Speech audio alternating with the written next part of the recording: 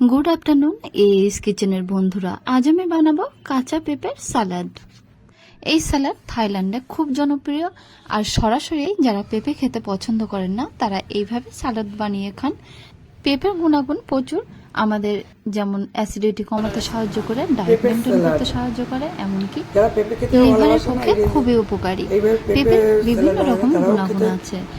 এই পেঁপের স্যালাড বানানোর জন্য এখানে আমি নিয়েছি একটা মিডিয়াম সাইজের পেঁপে, খোসা ছাড়িয়ে ভালো করে ধুয়ে নিয়েছি, আর সাথে নিয়েছি ইয়েলো এবং রেড ক্যাপসিকাম, একটা মিডিয়াম সাইজের টমেটো, একটা পাতিলেবু, 3টে কাঁচা লঙ্কা আর কিছুটা ধনিয়া পাতা। এখন পেঁপেটাকে গ্রেট করে নেব। দেখুন, একটা গ্রেটার দিয়ে পেঁপেটাকে গ্রেট করে নিচ্ছি। উপরের অংশগুলো গ্রেট করে নেব, ভেতরেরগুলো গ্রেট করে নেব না, কারণ ভিতরে বেশ থাকে, এই জন্য শুধু উপর থেকে গ্রেট করে নিচ্ছি। আর এই অংশটা বাদ দিয়ে দেবো, সবজির সাথে রান্না করে নেব। প্রথমে ক্যাপসিকামগুলো কেটে নিচ্ছি। প্রথমে নিয়েছি রেড ক্যাপসিকাম, একটু সরু সরু করে পেঁপে সাইজের মতো করে কেটে নেব। দেখুন, একদম পাতলা করে সরু করে কেটে নিচ্ছি। এবার ইয়েলো ক্যাপসিকাম, সেটাও কিন্তু একদম পাতলা করে সরু করে কেটে নেব।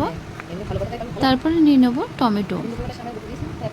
টমেটোটাও একদম পাতলা করে কেটে নিতে হবে, যেহেতু স্যালাডটার সাথে মিশিয়ে দেবো, এই জন্য একটু পাতলা পাতলা করে কেটে নিচ্ছি। এরপরে ধনিয়া পাতাগুলো কুচিয়ে নেব, কাঁচা লঙ্কাগুলো কুচিয়ে নিচ্ছি।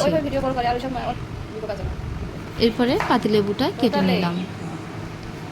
এরপরে দেখুন, একটা পাত্রের মধ্যে স্যালাড তৈরি করার জন্য গ্রেট করা পেঁপেগুলো দিয়ে দেবো, এর সাথে দিয়ে দিচ্ছি ইয়েলো এবং রেড ক্যাপসিকামগুলো। তারপরে দিয়ে দেবো টমেটোগুলো,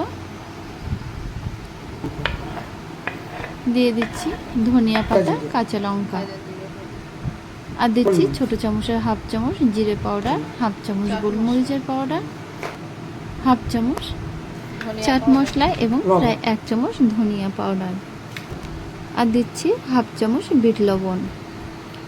লেবুর রসগুলো দিয়ে দেবো। এরপরে একটা চামচ দিয়ে বেশ ভালোভাবে মিক্সড করে নেব গ্রেট করা পেঁপের সাথে।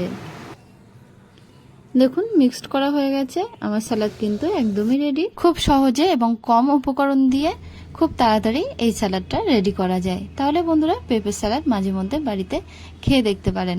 আর এটা খেতে খুবই টেস্টি, আর আমাদের স্বাস্থ্যের পক্ষে যেহেতু ভীষণ উপকারী, তাই জন্য মাঝে মাঝে খাওয়া কিন্তু অবশ্যই দরকার।